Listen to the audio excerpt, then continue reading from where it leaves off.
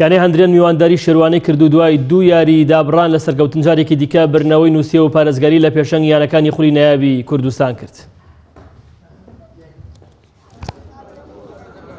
لە یاریەکانی هەفتەی هەژدەیەمی خولی نایابی کوردستان هەندرێنی پێشەنگ لە نێو یاریگای خۆی میوانداری شێروانی کەلاری کرد.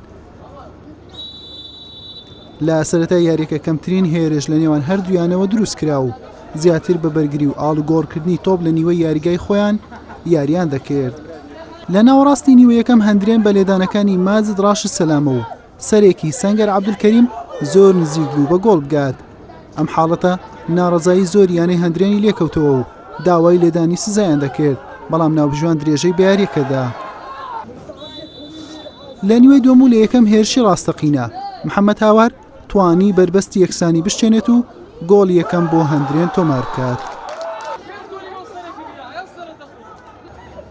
شێروانە بە چەند لێدانێک وەڵامی هەندرێنی دایەوە. هێمن نازم دەرفەتێکی ئاسانی بۆ زیادکردنی جیاوازیەکە لەدەستدا. نەریمان خدڵ پڵنگ ئاسا بەرامبەر هێرش و لێدانەکانی شێروانە وەستایەوە نەیهێشت بە گۆڵی یەکسانی بگەن. عیماد یاسین دەرفەتی گۆڵی دووەمی بۆ ڕەخسا، بەڵام سوودی لێ وەرنەگرت. یاری بە تاکە گۆڵێکی بێوەڵام بە سوودی هەندرێن بە کۆتا هات. خۆ دەزانی دو یاری پێشەسە ئێمە نەماتوانانی سەرکەوتن بینی.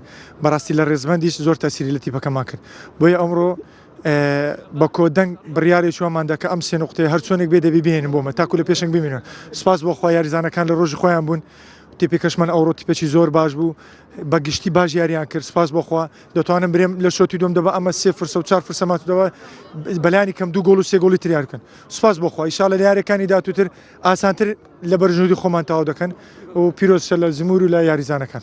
بەڕاستی ئەمە زەخی نەتایجمان لەسەرە. بەڕاستی چکەمە زۆربەی فەرێخان نادی سیروان نوێ نەورۆزە و فەرێخانە پشتمانە. بەڕاستی ئەمە لە مەرحەلەی دووەم پێویستمان بە سێ خاڵی یاری بوو. باش بۆ ڕۆ سێ خاڵ یاریەکەمان برێمە دەستینە.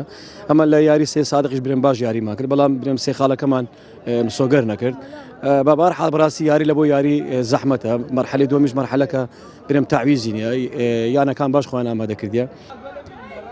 بەم شێوەیە هەندرێن دوای دابڕانی لە 2 یاری ڕابردووی لە سەرکەوتن گەڕایەوە بۆ نووسینەوەی بردنەوەکانی و بە 34 خاڵ و جیاوازی 3 خاڵ لە پێش سیروانی نوێی دووەمە. شێروانەش خاوەنی 18 خاڵە لە پلەی 11 مایەوە.